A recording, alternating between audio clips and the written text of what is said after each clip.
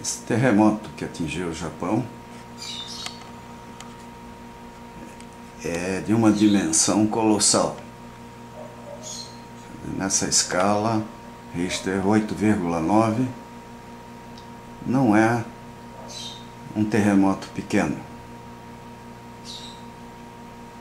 Infelizmente, o número de mortos, pelo jeito, não será tão elevado quanto foi, por exemplo, aquele que tivemos aqui quando, por ocasião das chuvas na região sudeste, centenas de pessoas morreram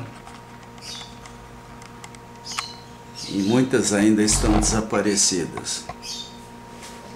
Por que que aqui no Brasil isso acontece? Por que que uma chuva forte, por exemplo, no Rio Grande do Sul, de repente provoca enxurrada numa planície? Porque lá em Santa Catarina vimos gasoduto explodindo, túnel desabando e coisas assim. Nós temos um momento de inflexão na história da engenharia no Brasil. Foi a aprovação da Lei 866, a partir da qual as nossas concorrências deixaram de considerar de forma adequada propostas em função de técnica e preço, e valorizando pela mídia, pela postura dos nossos políticos, o menor preço e o número de obras. Faz parte da plataforma política de todo candidato aí a reeleição no Poder Executivo, dizer que fez tantas obras e coisas assim. Agora, isso tudo tem que ser bem feito. Nós temos que olhar o exemplo japonês. É um povo que vive numa região extremamente perigosa, e a cada desgraça como essa que nós estamos vendo, eles evoluem, eles aprendem, eles aplicam novas técnicas. Eles com certeza vão sair bem melhores do que estavam dessa situação. É um povo inteligente, objetivo, eficaz. Nós somos um povo romântico. Por isso, de vez em quando, nós enterramos centenas de pessoas, até em valas comuns. E é por isso, que nós repetimos histórias, como podemos ver aqui nesse livro, da Idade Média, em que, apesar das vacinas, da tecnologia toda existente, a dengue esse ano deverá matar centenas de pessoas, se não milhares. Ou seja, está causando um estrago no Brasil muito maior do que esse terremoto e o tsunami. Tudo bem, o problema não parou ainda no Japão.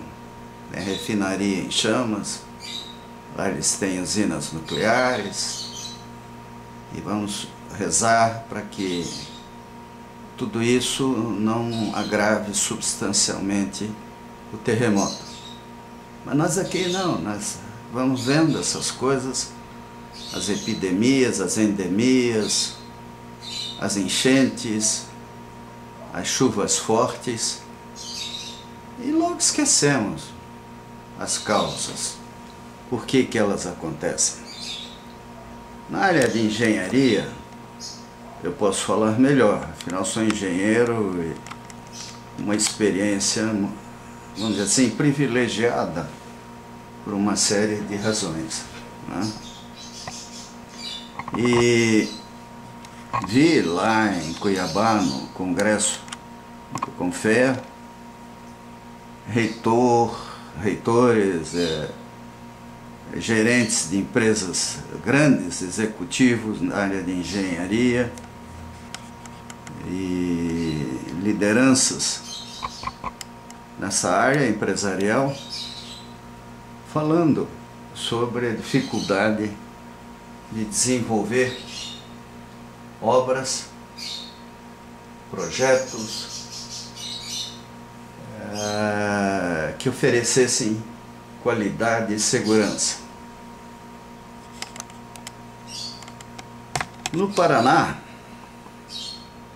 1993, por aí, nós lançamos a pedra inaugural do CIMEPAR. E disseram que o radar meteorológico está parado, não sei se já voltou a funcionar, por falta de uma peça. Naquela época, o nosso plano era que o estado viesse a ter 4 radares, né, para ter uma cobertura adequada. Não esqueço quando, depois que saí da Copel, aposentado, fui falar com o diretor da Itaipu para propor que eles fizessem isso lá, e saí de lá vendo um indivíduo excitado por questões emocionais, pessoais, e com certeza sem prestar atenção, sem fixar aquilo que eu tinha ido dizer a ele, né? Que Copel, Itaipu, CESP, Eletrosul, etc., poderiam hoje dar um padrão de segurança muito maior ao povo do estado do Paraná. Mas veio a famigerada Lei 866, e ela foi a pá de cal na engenharia do Brasil. Mesmo nesse congresso aí do Confera, nós vimos lá o pessoal dizendo que hoje no Brasil o dinheiro dedicado a grandes projetos é ridiculamente baixo. E sempre tem um aventureiro que aceita fazer o projeto.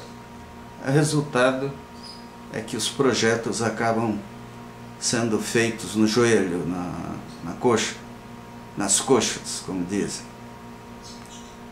Isso é uma tragédia, gente.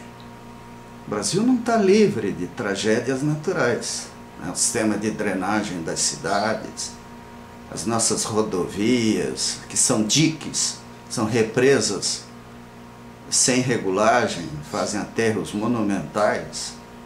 Nada disso é estudado de forma adequada. E se é estudado, é engavetado, porque não interessa a quem manda gastar dinheiro em coisas que não dão votos. Por isso, meus amigos, nós temos que transferir tudo o que for possível do poder legislativo para o povo. Nós precisamos da democracia direta. Nós precisamos de métodos de consulta popular, de debate de problemas do nosso povo,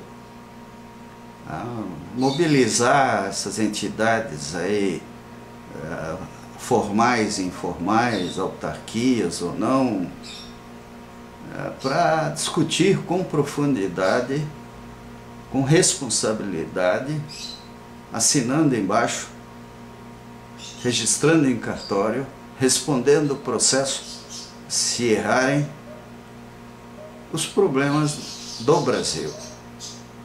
Vamos prestar bem atenção ao Japão, né? O Japão é um país que aprendeu a conviver com uma natureza hostil.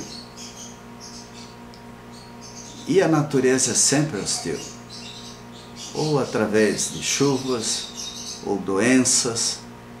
É lógico, ela reage ao excesso de população de qualquer espécie animal, vegetal, né? Então, se a humanidade quer se impor à natureza, quer sobreviver, ela tem que usar a boa medicina, a boa engenharia, o bom urbanismo, a boa arquitetura, porque conhecimento humano nós temos. A humanidade já não é tão ignorante quanto era no século XV, XIV, XIII. E olha que há 2000 anos atrás algumas das grandes cidades de hoje tiveram soluções espantosamente bem feitas. E nós aqui, basta andar por uma calçada para ver que o sistema de drenagem está degradado, está afundando, as nossas linhas penduradas em cima da nossa cabeça. É ruim demais, gente. Nós não podemos continuar sendo assim. E uma maneira de mudar é a democracia direta. Aí na Wikipédia vocês vão encontrar explicações, DemoX, há projetos andando pelo mundo, a ideia. Quer dizer, se vocês começarem a navegar na internet, vão descobrir muita coisa. Só que muita coisa foi discutida e falada quando a internet ainda não era o que é hoje, né? Tremendamente poderosa, os computadores e tudo mais, permitindo uma participação popular maior, mais ampla, mais eficaz. O que nós temos é que criar um ritual, né, cauteloso de colocação, discussão, aprovação, né, se possível eliminando a maior parte dessas leis idiotas. A gente vê um poder caríssimo reunido para discutir nome de rua, ou se troca ou não lâmpada, como um amigo meu viu numa reunião de uma Câmara de Vereadores aí. É ingenuidade nossa, né? E responsabilidade, né? Autoridade andam juntos. Quer dizer, se o povo começa a sentir que é ele que decide de fato a saúde dele, a segurança dele, a vida dele, começará a se interessar pela engenharia, pelo urbanismo, por tudo que é feito à volta dele, e que, se não for bem feito, poderá matá-lo ou a seus filhos, seus descendentes. E aí vem depois aquela mania latina de chorar, de falar, fazer cena. Isso não resolve. Nós temos é que evitar as tragédias.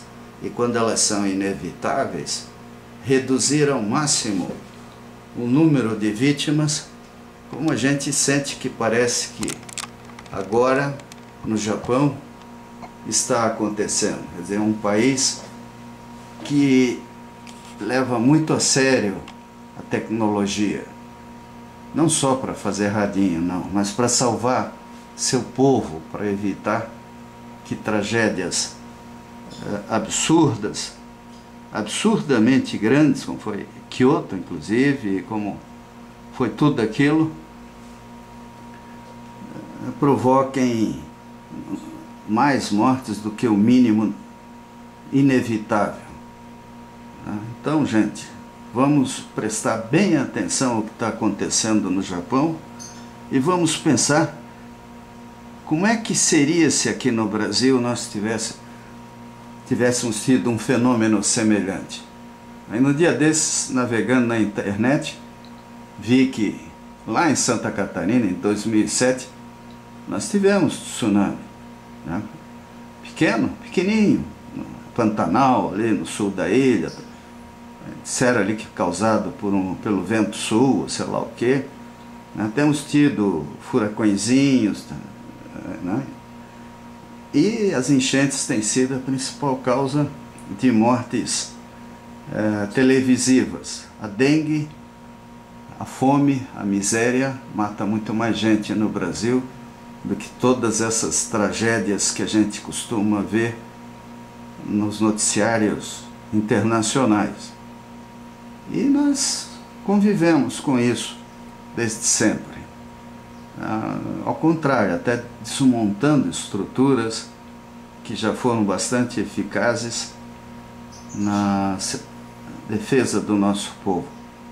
Isso é Brasil, gente, lamentavelmente. Vamos para a democracia direta. Vamos parar com vamos reduzir o poder legislativo à sua insignificância.